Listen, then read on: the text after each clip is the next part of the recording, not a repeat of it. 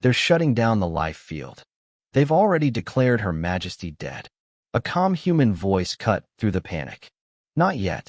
The words echoed across Trauma Chamber 9. Every alien healer turned toward the lone human standing near the observation wall. He wasn't wearing the flowing silver robes of the Galactic Healing Order. His uniform was darker, simpler, practical. Combat gray. His name was Dr. Ethan Cross. Former military trauma surgeon. Former battlefield medic. And apparently the only person in the room who still believed the Queen could survive. The Royal Medical Citadel floated above the sapphire clouds of the planet Illyria, suspended by gravity anchors the size of cities. It was the single greatest hospital ever built by intelligent life. Thousands of species trusted its healers. Entire civilizations considered its physicians incapable of failure. Death itself rarely entered these halls. Not because no one became injured, but because medicine had evolved beyond surgery. Beyond stitches, beyond scalpels. The galaxy had abandoned physical intervention nearly 12,000 years earlier. Instead, every illness was treated through harmonic cellular resonance, microscopic repair swarms, quantum tissue regeneration, bioenergy synchronization. Patients floated weightlessly while invisible machines repaired every damaged cell. No blood, no cuts, no pain. The healers proudly referred to surgery as one of history's greatest barbarisms. Humanity disagreed. Earth had entered the galactic concord only 3 years ago. The other species admired human courage. They respected human soldiers. They feared human warships. But they quietly laughed at human medicine. You still cut people open? The question had become almost routine. Ethan had heard it dozens of times. His answer never changed. When necessary, most alien physicians reacted with visible discomfort. To them, placing a knife against living flesh sounded no different than attacking the patient. For 6 frustrating months, Ethan had served as an exchange observer. That title sounded prestigious. It wasn't. It meant standing silently in operating galleries while alien doctors ignored every suggestion he made. He watched impossible technologies heal impossible injuries. He admitted they were extraordinary, but he also noticed something disturbing. None of them actually touched the patient. No one checked a pulse. No one listened to breathing. No one pressed against injured tissue. Their scanners did everything. If the scanners failed, no one knew what to do. Ethan remembered something his mentor back on Earth used to say during trauma residency. Asterisk, machines give information. Asterisk, asterisk, hands find the truth. Asterisk. Those words never left him.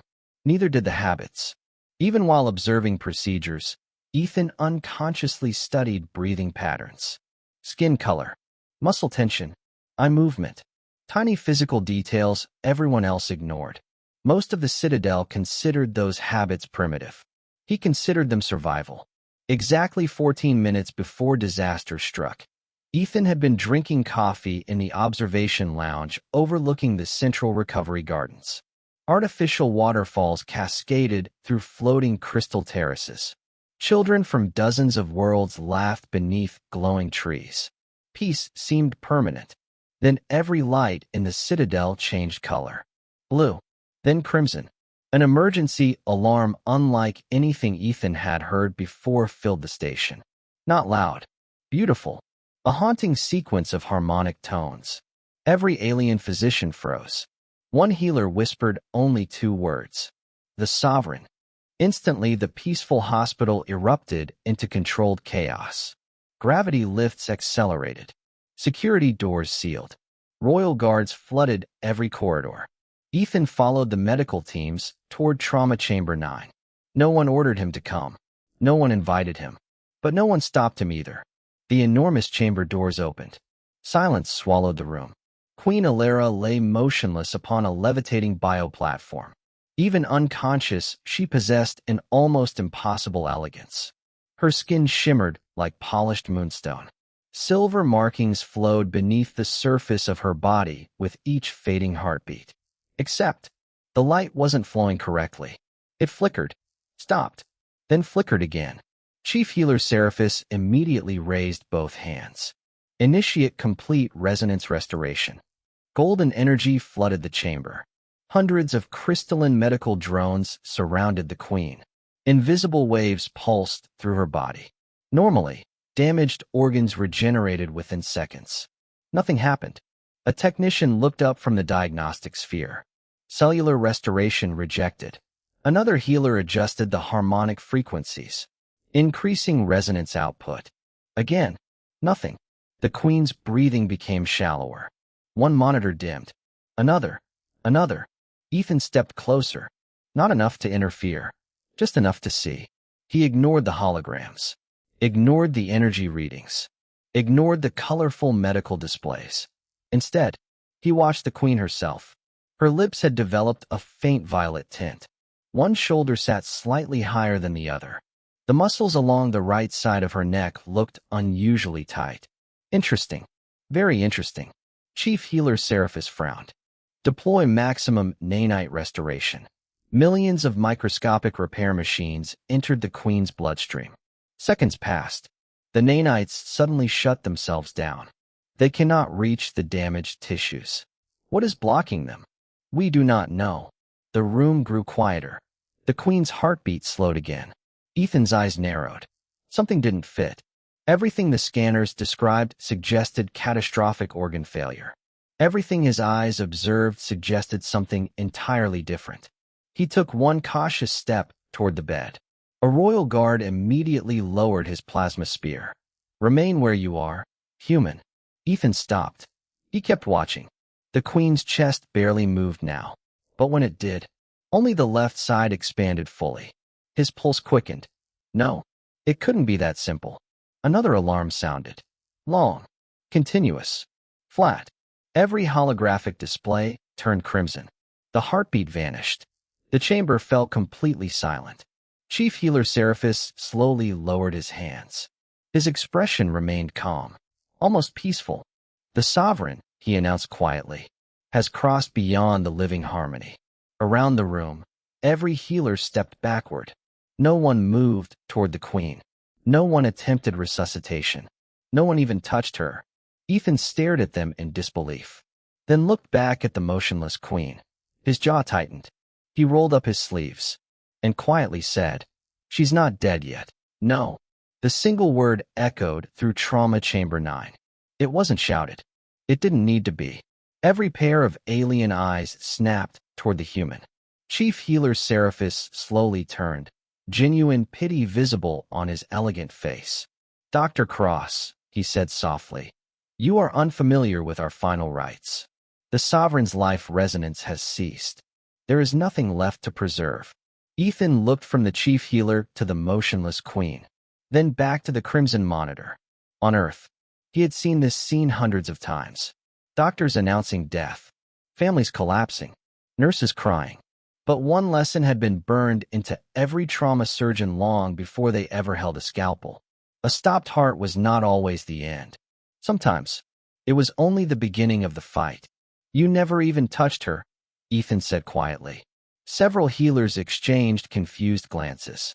Seraphis answered patiently, almost like explaining something to a child. "Our scanners examined every molecule of her body." "I didn't ask about your scanners." Silence. "I asked why nobody touched the patient." One younger healer frowned. "Our scanners are infinitely more accurate than physical examination." Usually, the word hung in the air. Ethan stepped closer. Immediately 6 royal guards lowered their plasma weapons. The captain of the Queen's personal guard stepped forward. He stood nearly 8 feet tall. Bronze armor shimmered beneath the chamber lights. His nameplate identified him as Commander Kaler. "You will remain behind the observation line. I need 30 seconds. You have none." Ethan looked directly into the commander's golden eyes. "If I'm wrong," he shrugged, "you lose nothing. If you're right." His gaze drifted toward the queen. "You lose your queen forever." Commander Kaler's grip tightened around his weapon. "You question the greatest healers in the galaxy. I question anyone who quits while the patient's still warm." The words hit the room like an explosion. Several healers actually recoiled. "Warm? What did body temperature have to do with death? Seraphis folded his hands. You still cling to primitive biological measurements. I cling to reality. Ethan pointed toward the queen. She didn't die because her body stopped. Her body stopped because something forced it to. One healer scoffed. Our diagnostics show catastrophic cardiac collapse. I'm sure they do. And cardiac collapse is a symptom, not a cause. The room became quiet again. Ethan continued. Something made both hearts stop. Find that, and you might still have a queen. Commander Kaler took one threatening step closer. You presume much, human. No. I observe. Without waiting for permission, Ethan pointed toward the queen's right shoulder. Notice that. The healers looked. None of them understood. The shoulder is elevated. No response. The neck muscles are rigid. Still nothing. The chest expands unevenly. Blank expressions. Ethan sighed. Of course. They had never learned bedside examination. Everything came from machines. Seraphis finally spoke. What does that signify? Ethan answered immediately. Pressure. The chief healer frowned. Internal pressure? Exactly. He pointed again. Something is compressing her cardiovascular system. One technician interrupted. Our scanners detected no fractures. I didn't say fractures. No penetrating injuries. I didn't say injuries. No tumors. I didn't say tumors. The technician stopped talking. Ethan's mind raced through every possibility. Collapsed respiratory organ. Pressure buildup. Hidden cavity rupture. Internal gas expansion. It all fit. Almost perfectly. Almost. But he needed one thing. Confirmation. His hands. He looked at Commander Kaler. Let me examine her. No. I need 15 seconds. No. I don't need equipment. No. I only need. You need permission you do not possess.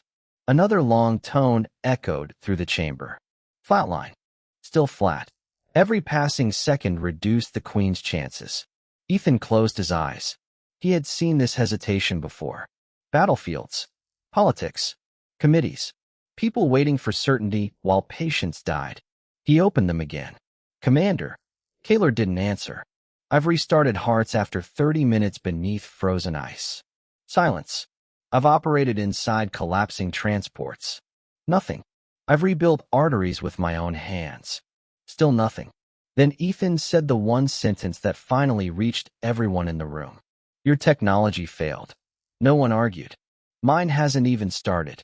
Commander Kaler slowly lifted his weapon. The barrel pointed directly at Ethan's chest. If you touch the sovereign without authorization, I will execute you. The room froze. Not one healer spoke. Not one guard moved. Then, a woman's voice broke the silence. Stand down. Every head turned. A young royal stepped from the rear of the chamber. Unlike the armored guards, she wore flowing white ceremonial robes. Silver markings identical to the queen's shimmered beneath her skin. Princess Lysera, the queen's younger sister. Tears filled her eyes. But her voice never shook. You believe you can save her? She asked Ethan directly. He didn't answer immediately. Instead, he looked at the queen, then back at the princess. Finally, he spoke with complete honesty. I don't know. The room waited. But I know this. If no one tries, she dies. Princess Lysera swallowed. How long? Ethan answered instantly. 3 minutes. And if you fail? He looked at Commander Kaler. Then he can keep his promise. The commander stared at him, understanding exactly what the human meant. Execution. Ethan had just wagered his own life. Not for glory. Not for recognition. For the chance. The tiny chance. That a stranger could still be alive. The princess closed her eyes. One deep breath. When she opened them again, her decision had been made. Commander. Kaylee looked at her. Let him work. The commander's face hardened. My princess. That, she said quietly, was not a request. Slowly, reluctantly, the plasma rifles lowered. Every alien healer stepped backward. Ethan walked toward the queen. For the first time since she entered the citadel, someone finally reached out and placed a human hand on the patient. The instant Ethan's fingertips touched Queen Alera's skin, He understood why every scanner in the room had failed. Her skin was still warm. Not just warm. Alive. There was elasticity beneath the muscles. Residual circulation. Tiny involuntary contractions. None of it matched a body that had truly died. He ignored the horrified gasps behind him. Alien physicians never touched patients directly. To them, this alone bordered on sacrilege. Ethan placed 2 fingers beneath the Queen's jawline. Nothing. He shifted lower. Searching. Then, there. Barely noticeable. Not a pulse. A vibration. So faint it disappeared almost as soon as he found it. His heart began racing. There you are. He leaned closer, placing one ear against the Queen's upper chest. Again the healers whispered among themselves. The sight disturbed them. One actually turned away. What is he doing? He is listening. Listening. Without instrumentation, Ethan shut them out. Years of emergency rooms had trained his senses. The room disappeared. He heard only breathing, air movement, tiny mechanical sounds. Then, nothing. Complete silence. Except one sharp, hollow pop deep inside the chest. His eyes opened instantly. There it is. He gently pressed different areas across the Queen's rib cage. Left side. Normal. Center. Normal. Right side. His hand stopped. The tissue was unnaturally tight. Almost rigid. He pressed again. The Queen's chest resisted the pressure. Like an overinflated pressure vessel. Ethan looked up.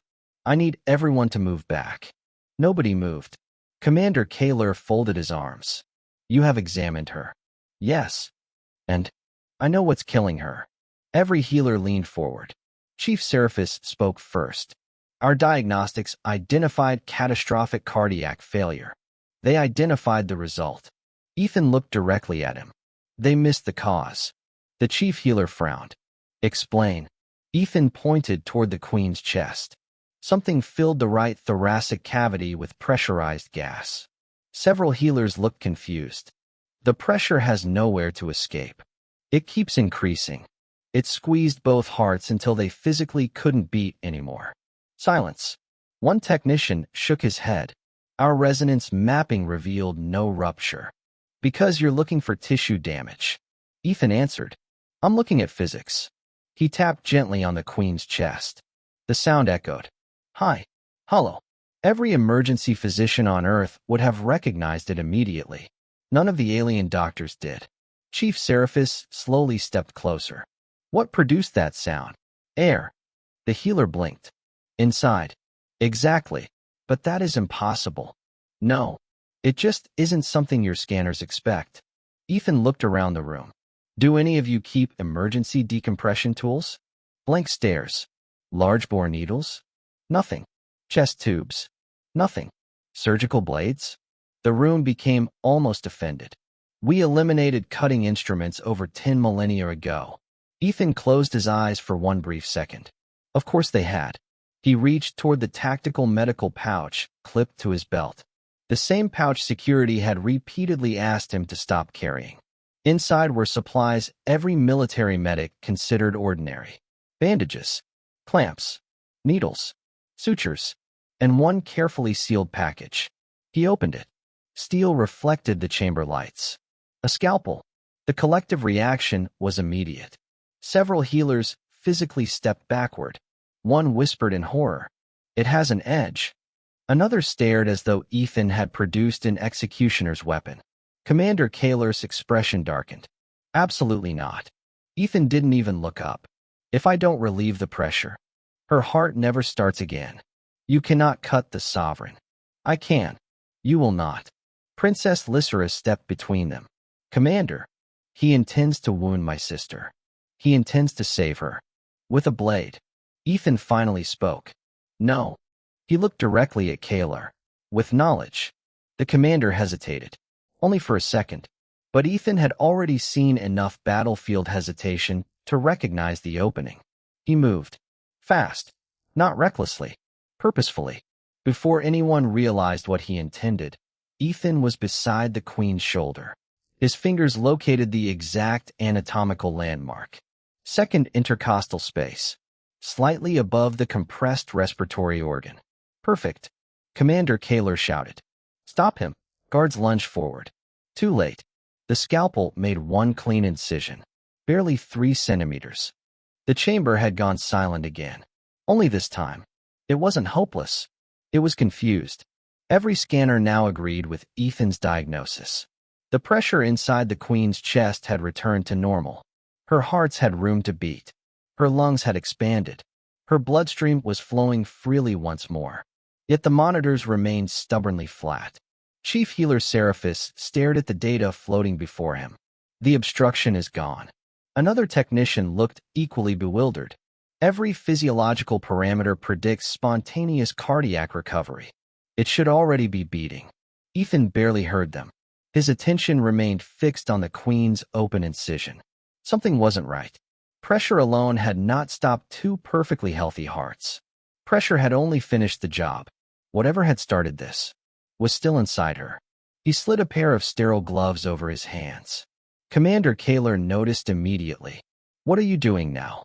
Ethan didn't answer. Instead, he reached into his medical pouch again. This time he removed a compact surgical retractor. The polished steel glinted beneath the chamber lights. A horrified murmur swept through the alien healers. No, he's opening the wound. That's impossible. Chief Seraphis stepped forward. You have already relieved the pressure. I know. Then why continue? Because I'm looking for the killer. The room froze. Commander Kaler narrowed his eyes. What? Ethan finally looked at him. The Queen didn't simply collapse. She was attacked. Several guards instinctively reached for their weapons. Seraphis frowned. Our scanners found no foreign organisms. I'm not looking for organisms. What then? A weapon. No one spoke. Ethan carefully widened the tiny incision just enough to see deeper inside. Alien blood shimmered silver blue beneath the surgical lights. Unlike human anatomy, Queen Alara possessed 2 muscular hearts positioned diagonally across one another, connected by a web of luminous nerve fibers. One heart remained perfectly still. The second showed the faintest twitch. Almost imperceptible. Ethan leaned closer. His breathing slowed. Battlefield surgery had taught him patience. Never rush when your fingers are the only instruments that matter. He gently separated the surrounding tissue. Nothing. He checked the upper vessels. Nothing. Then, his fingertip brushed something hard. Not bone. Not cartilage. Metal. His eyes narrowed instantly. There you are. What? Seraphis asked. I found it. Ethan carefully cleared away a thin layer of tissue. Embedded beside the primary heart rested an object no larger than a grain of rice. Black. Perfectly smooth. Almost invisible against the surrounding anatomy. The healers crowded closer. Our scanners. One technician whispered. Never detected that. They couldn't. Ethan replied quietly. It was shielded. He gently pinched the object using delicate forceps. Tiny barbs anchored it deep against the Queen's cardiac nerve bundle. Whoever designed it knew anatomy. Very well. One wrong movement could tear the nerve apart forever. Princess Lysera watched in terrified silence. Can you remove it? I can. Can you do it safely? Ethan didn't answer immediately. Instead, he adjusted his grip. Steadier. More precise. He remembered another battlefield. Another operating table. Another impossible surgery performed while explosions shook the hospital walls. His instructor had spoken without ever raising his voice. Slow hands save lives. Fast hands bury them. Ethan inhaled slowly, then pulled. The resistance surprised him. The tiny device refused to move. Barbed. Exactly as he'd feared. He shifted the angle. Rotated it 2 millimeters. Pulled again. Suddenly, it came free. At precisely that instant, the Queen's first heart convulsed violently. Thump. Every head snapped toward the monitors. A single green spike appeared, then vanished. Another heartbeat followed. Slightly stronger. Then another. The second heart shuddered. Its dormant muscles awakened. 1 beat. Then 2. Then both hearts synchronized. The monitor exploded into brilliant green rhythms. Warning alarms instantly transformed into recovery chimes. Oxygen levels climbed. Blood pressure surged upward. Respiration returned. For several long seconds, nobody moved. Nobody even breathed. Chief Healer Seraphis slowly lowered himself into a nearby chair. His voice trembled. The impossible. It lives. Princess Lysera covered her mouth as tears spilled freely down her cheeks. My sister. Ethan finally stepped back. His gloves were stained silver blue. Resting inside his forceps remained the tiny black implant. He examined it carefully. Military training had taught him to notice details others ignored. One side carried microscopic engravings. A serial code. Extremely small, but unmistakable. His stomach tightened. He had seen that manufacturing pattern before. Not on Earth. Inside classified galactic intelligence briefings given to human military advisors after joining the Concord. Restricted military hardware. Royal issue. His expression hardened. Slowly, very slowly, he turned around. Commander Kaler stood only a few feet away, watching. Too calmly. Far too calmly. Ethan raised the tiny implant. Commander. Kaler's eyes flickered toward it. Only for the briefest instant. But Ethan caught it. Recognition. Not surprise. Recognition. The human medic's pulse accelerated. He already knew. Before he could speak another word. Commander Kaler's hand moved toward the plasma pistol at his side. Not toward Ethan. Toward the recovering queen. Ethan's eyes widened. Oh no. The commander ripped the weapon free from its holster. Its core began glowing an angry violet. Princess Lysera screamed. Kaler. The traitorous commander ignored her. His expression had changed completely. The disciplined officer was gone. Only desperation remained. If the poison failed, he growled, I'll finish it myself. The plasma weapon began charging. Ethan was already moving. Time slowed. Not because it actually did. Because Ethan Cross had lived through moments like this before. On battlefields, there was always a fraction of a second when the brain stopped seeing chaos and started seeing solutions. The glowing plasma pistol was rising. Commander Kaler's finger tightened around the trigger. Princess Lysera was directly in the line of fire. The alien healers stood frozen. They had spent entire lifetimes healing injuries. None had ever trained to stop someone from creating one. Ethan reacted before anyone else even understood the danger. He drove off the floor with every ounce of strength Earth's heavy gravity had built into his body. His shoulder slammed into Kaler's chest like a battering ram. The plasma weapon discharged. A bolt of brilliant violet energy tore across the chamber. Instead of striking the queen, it vaporized an overhead diagnostic crystal. Molten fragments rained across the operating room. The explosion finally shattered the paralysis gripping everyone else.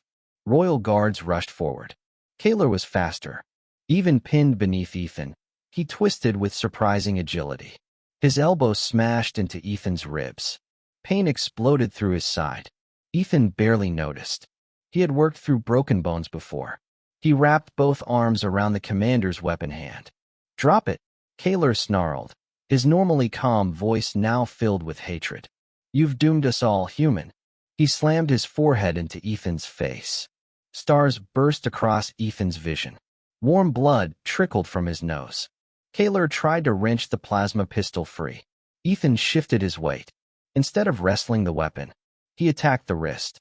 A simple battlefield technique. Thumb pressure. Joint rotation. Maximum leverage. A sharp crack echoed through the chamber. Kaler cried out. His fingers opened involuntarily. The pistol clattered across the polished floor. Lieutenant Narek, second in command of the Royal Guard, finally reached them. He kicked the weapon away. 3 guards piled onto Kaler simultaneously. Even then the commander fought like a cornered predator. You fools, he roared. You don't understand. Magnetic restraints locked around his wrists. Another snapped around his neck. Still he struggled. Princess Lysera stared at the officer she had trusted for nearly 15 years. Why? Kaler laughed. Not proudly. Bitterly. You truly believed peace would last forever? No one answered. The Concord has made us weak. His eyes shifted toward Ethan. You proved it. Chief Healer Seraphis slowly approached. You poisoned the queen.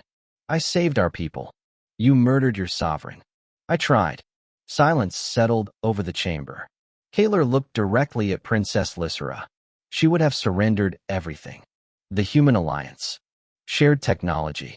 Shared fleets. Shared medicine. His lip curled with contempt. And now, he glanced toward Ethan's bloodstained gloves. Look what you've invited into our civilization. Knives. Blood. Violence. Princess Lysera's expression hardened. No. She stepped beside Ethan. We invited hope. Kaler laughed again. You think this human saved us? His eyes drifted toward Ethan. He changed you. You'll become like them. Ethan finally spoke. No. Kaler frowned. We'll become stronger. Before the commander could answer, security officers dragged him from the trauma chamber. His shouting echoed down the corridor until heavy blast doors sealed behind him. Silence returned. Only this time. It wasn't uncomfortable. It was exhausted. Ethan exhaled deeply, then immediately looked back toward the queen. The fight wasn't over. Not yet. Queen Alera's heart continued beating. Steady. Strong. But her open incision remained exposed. Silver-blue blood slowly pooled beneath her. Ethan's professional instincts took over instantly. She's still bleeding. Chief Seraphis looked up. Our nanites are repairing the damaged tissues. They're repairing microscopic damage. Ethan pointed toward the surgical opening. That's centimeters wide. The chief healer hesitated. They were never designed for wounds of that size. I figured. Ethan reached for a packet of heavy sutures. Several healers watched with renewed fascination rather than horror. The fear in their eyes had changed. Now, it was curiosity. He threaded a curved surgical needle. Princess Lysera frowned. You intend to close the wound yourself? I intend to give your technology something it can finish. Chief Seraphis blinked. What do you mean? Your nanites failed because the gap was too large. He gently brought the edges of the incision together. If I restore the structure, your machines can restore the cells. The elderly healer's eyes widened. They were never programmed for cooperative repair. Ethan smiled. Then program them. Seraphis looked toward his technicians. They immediately began rewriting the nanite parameters. For the first time in galactic history, alien medicine wasn't replacing human medicine. It was working beside it. Ready, Seraphis announced. Ethan nodded. On my count. He placed the first stitch. Then another. Then another. Each movement was smooth. Deliberate. Years of trauma surgery flowed naturally through his hands. The alien physicians watched every motion. No holograms. No floating crystals. Just thread, steel, and skill. When the final suture tightened, Ethan stepped back. Now, a shimmering cloud of silver nanites descended over the closed incision. Instead of drifting aimlessly like before, they immediately entered the tiny gaps between Ethan's stitches. Millions of microscopic machines began weaving damaged cells together. The wound changed before everyone's eyes. Raw tissue became healthy. Broken vessels sealed. Scar tissue formed in elegant silver lines. Within 90 seconds, the incision was completely closed. Only a thin silver scar remained across the queen's chest. Every monitor showed improvement. Blood pressure normalized. Oxygen saturation climbed. Brain activity strengthened. Chief Seraphis slowly removed his ceremonial gloves. He looked at Ethan with an expression the human had never seen before. Not pity, not curiosity, respect. Quietly, almost reverently, the old healer bowed. Then every physician in Trauma Chamber 9 followed. More than 40 of the greatest healers in the galaxy stood before the lone human medic. 3 galactic days later, the Royal Medical Citadel felt different. Not physically, philosophically. The once pristine halls now contained something no one had ever expected to see. Physical examination tables, manual diagnostic instruments, shelves holding scalpels, clamps, sutures, and chest tubes sat beside shimmering resonance generators and nanite controllers. The impossible had happened. The greatest hospital in the galaxy had begun teaching human trauma medicine. At the center of it all stood Ethan Cross, looking distinctly uncomfortable as dozens of alien physicians crowded around him with data pads. So, You actually feel for broken bones. Every time. You listen to breathing? Always. You inspect the patient's eyes before scanning? Before anything. The healers rapidly recorded every answer. Chief Seraphis smiled from across the room. Only 3 days earlier, those same physicians had called such methods primitive. Now they treated them like priceless discoveries. A gentle chime echoed through the recovery wing. The Queen was awake. Ethan entered the royal recovery suite quietly. Queen Alara sat beside an enormous crystalline window overlooking the blue world below. The morning light shimmered across the thin silver scar stretching beneath her collarbone. She looked healthier than anyone had expected. Strong, alert, alive. Princess Lysera stood beside her. Chief Seraphis respectfully stepped aside as Ethan approached. The Queen studied him for several long seconds. So, her voice carried warmth despite its regal authority. You are the human who refused to let me die. Ethan smiled politely. I preferred to postpone the paperwork.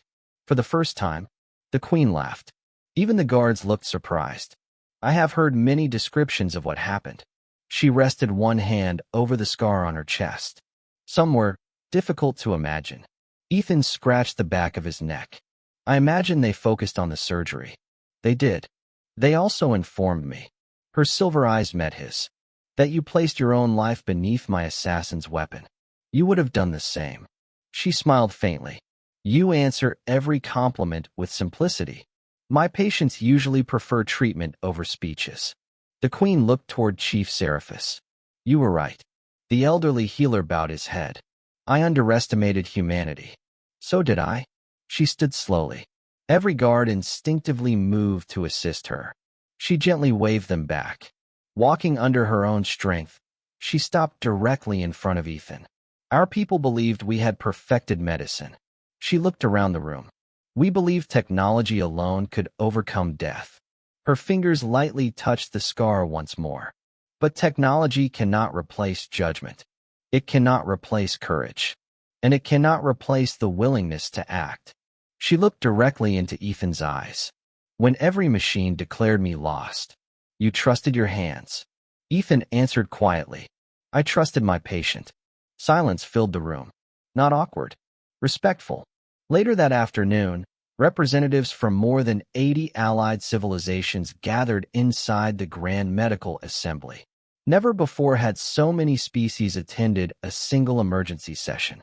Massive holographic displays floated above the circular chamber. At its center stood Queen Alara. Beside her stood Ethan, Chief Seraphis, Princess Lysera, and, under heavy guard, Commander Kalar. The traitor's confession had been complete. He had orchestrated the assassination with an extremist faction that feared humanity's growing influence within the Concord. They believed killing the Queen would ignite a war. Instead, it had united the galaxy. Queen Alara addressed the assembly. For centuries, our medicines sought perfection, but perfection made us blind. A massive image appeared behind her. It showed the tiny shielded implant removed from her heart. Our greatest scanners failed to detect this weapon. The display